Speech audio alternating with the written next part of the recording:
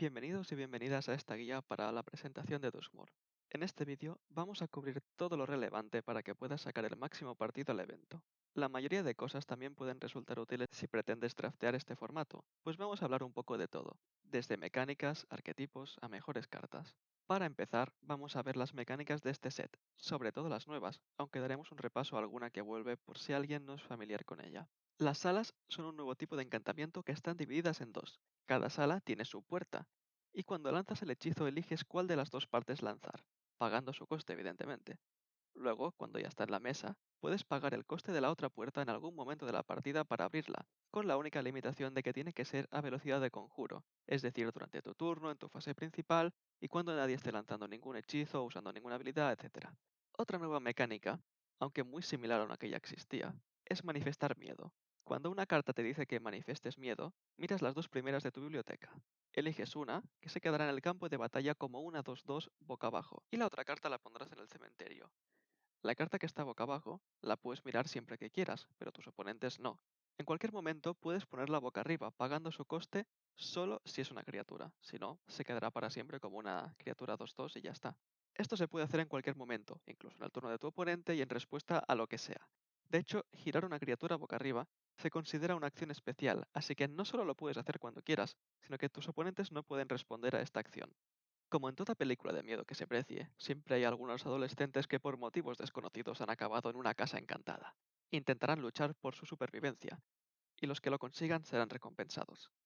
Con esta nueva mecánica, las criaturas que estén giradas al comienzo de la segunda fase principal, o sea, la que viene después del combate, obtienen alguna ventaja o efecto adicional. Aunque la manera más normal de conseguirlo es atacando con ellas y que sobrevivan al combate, si puedes ingeniártelas para girar tus criaturas de otras formas, puedes conseguir los efectos de sobrevivir sin tener que pasar por el riesgo de atacar con la criatura. Otra nueva mecánica es la de inquietante. Es una habilidad disparada que se da cuando entra un encantamiento al campo de batalla o cuando abras una sala del todo, es decir, hayas abierto ambas puertas. No tiene mucha complicación más allá de no olvidarse del trigger. Sí, va por vosotros, jugadores de Commander. Algunas criaturas, en concreto solo 5, no hagáis la rima, tienen el coste alternativo de lanzarlas, que se llama inminente X. Si lanzas la criatura pagando su coste de inminente, que es un coste menor al de la criatura, entrará siendo un encantamiento, sin ser una criatura, y con X contadores de tiempo. En casi todas X es 4, de hecho excepto en una. Al comienzo de tu paso final le quitas un contador de tiempo y cuando ya no tiene ninguno pasa a ser también una criatura, pero ojo que sigue siendo un encantamiento, ¿eh? Obviamente puedes elegir lanzar la criatura directamente por su coste normal y ya está. Todo dependerá de la situación de la partida. De todas formas, como digo, solo hay 5 cartas con esta mecánica y todas ellas son míticas, una de cada color, por lo que no creo que las veas mucho. Y por último, como decía, hay una mecánica que vuelve, que es delirio. Delirio es una condición binaria, es decir, o lo tienes o no. Para tener delirio tienes que tener 4 tipos de cartas o más distintos en tu cementerio. Os dejo por aquí apuntados todos los tipos que pueden aparecer en esta edición, es decir, básicamente todos excepto batallas, como recordatorio. Bien, ya hemos visto en detalle cómo funcionan las mecánicas de este set. Pasemos ahora a hablar de los arquetipos, o sea, ¿qué quiere hacer cada combinación de colores? El primer arquetipo, blanco y azul, trata de encantamientos. Para conseguir maximizar todos tus triggers de inquietante, necesitas un balance adecuado entre cartas con habilidades de inquietante y cartas que sean o que generen encantamientos.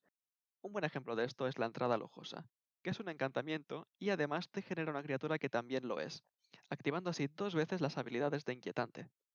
En Dimir tenemos una temática similar, excepto que en estos colores las cartas son algo más de control. Buscan alargar la partida, aguantando los ataques en la parte inicial, y luego ganar a través de ventaja de cartas, recursión, dejando sin recursos a tus oponentes poco a poco. En Rakdos, rojo y negro, tenemos sorpresa, sorpresa, un arquetipo de sacrificar cosas. ¡Bien! ¡Qué original! Esta vez tiene el pequeño cambio de que les gusta sacrificar no solo criaturas, sino también encantamientos. Así que ya sabes, busca cartas que te generen tokens, cosas que puedas sacrificar, para transformarlas en algo de mejor valor. Quizás robar una carta, quizás destruir una criatura. En el caso de Gruul, lo importante será llenar el cementerio rápido para poder activar Delirio. En general, es un mazo con algunas criaturas gordas, que busca ganar atacando con ellas, pues en muchos casos tienen habilidades de Delirio que les dan evasión, como arrollar, amenaza, etc. Algo interesante es que hay unas cuantas criaturas artefacto en esta combinación de colores, así que si acaban en tu cementerio ya tienes 2 de los 4 tipos cubiertos para llegar a tener delirio. También funciona con delirio el arquetipo Golgari, aunque en este caso está más centrado en la recursión, el control buscando meter muchas cartas en el cementerio para luego resucitar las mejores y aprovechar de paso las habilidades de delirio de algunas otras criaturas. Los colores Orthop se centran únicamente en reanimar criaturas, cuanto más tochas mejor. Hay varios hechizos que te devuelvan cosas del cementerio al campo de batalla, y muchas maneras de poner cosas en tu cementerio.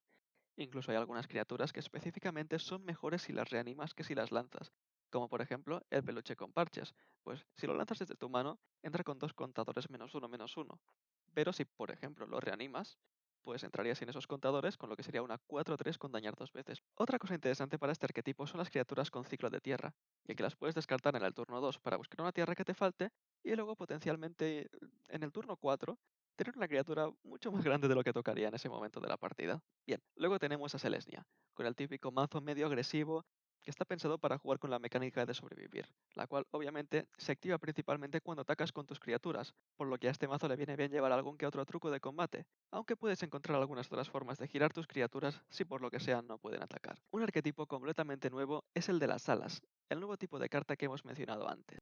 Como son encantamientos, cualquier sinergia con encantamientos entra como anillo al dedo en este mazo, y por supuesto, hay que jugar algunas salas. Es un arquetipo un poco raro y no tengo del todo claro que vaya a funcionar siempre. Probablemente tengas que tener las suficientes salas buenas para que sea decente. El arquetipo de Boros, también de forma muy novedosa, consiste en tener un mazo agresivo para ganar la partida pronto.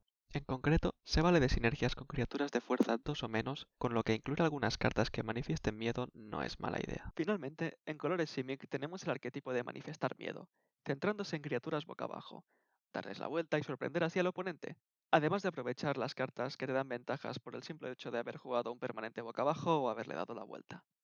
Perfecto, ahora vistos los arquetipos, vamos a ver las mejores cartas de rareza común de cada color.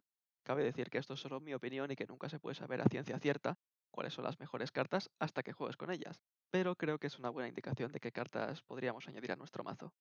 Puede que te estés preguntando el porqué de esta sección, y es simple, las cartas de rareza común son las que van a formar la mayor parte de tu mazo, pues salen unas 10 en cada sobre, comparado con 3 o 4 infrecuentes y una o dos raras o míticas, normalmente. Así que es importante tenerlas presentes, aunque no suelen ser las cartas más impresionantes, es importante saber diferenciar una carta buena de una carta mala. Empezamos pues con las mejores comunes blancas. La primera, atrapada en la pantalla, nos deja librarnos de casi cualquier cosa molesta que juegue nuestro oponente, a excepción de planeswalkers o tierras.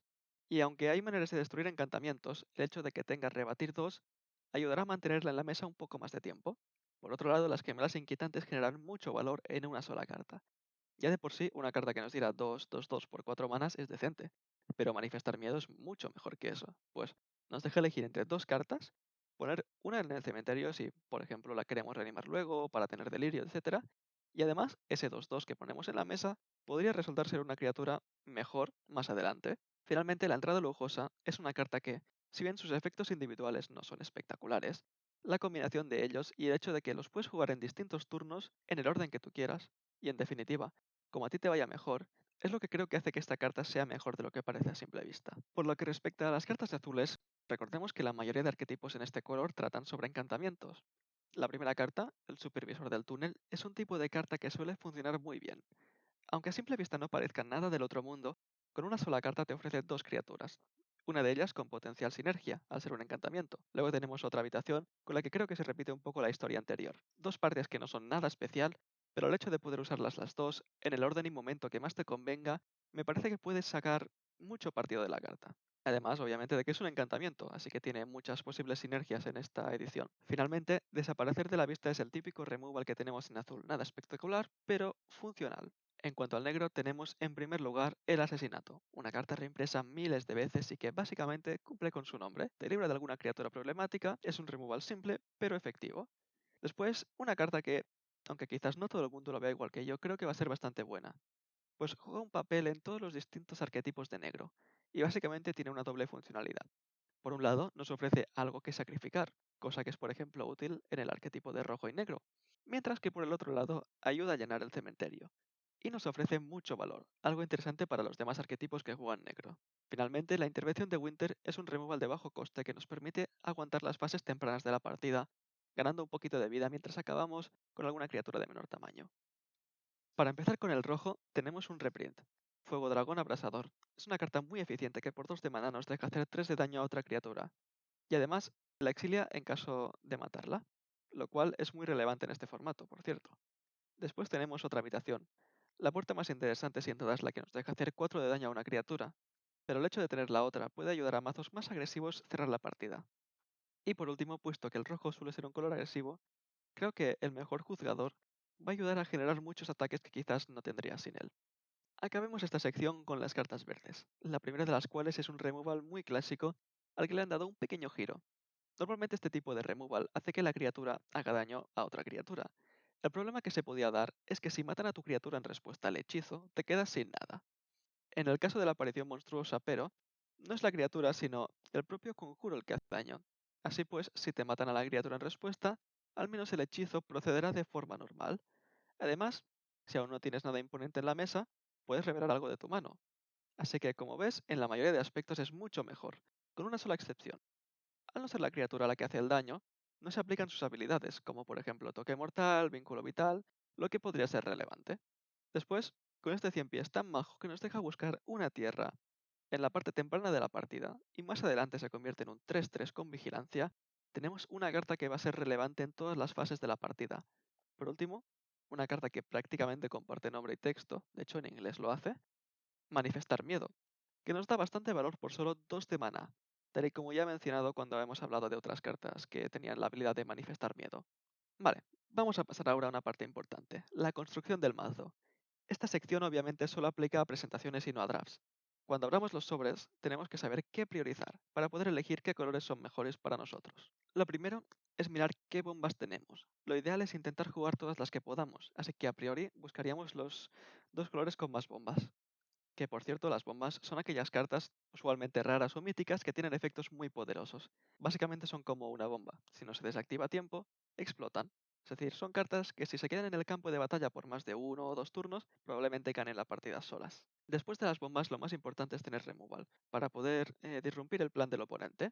Luego, aunque es muy tentador poner nuestro 6-6 por 7 de maná, es mejor empezar a poner criaturas de entre 2 y 4 de mana al mazo, pues antes de llegar a tener 7 tierras pueden pasar muchas cosas, y es importante tener algo que jugar cada turno desde el segundo hasta entonces. Por último, sí que podemos añadir algunos bichos gordos que cuesten más mana, que nos ayuden a acabar las partidas, pero sin pasarnos, pues no queremos que nuestra mano inicial consista en 3 tierras y 4 criaturas de 5 o más de mana.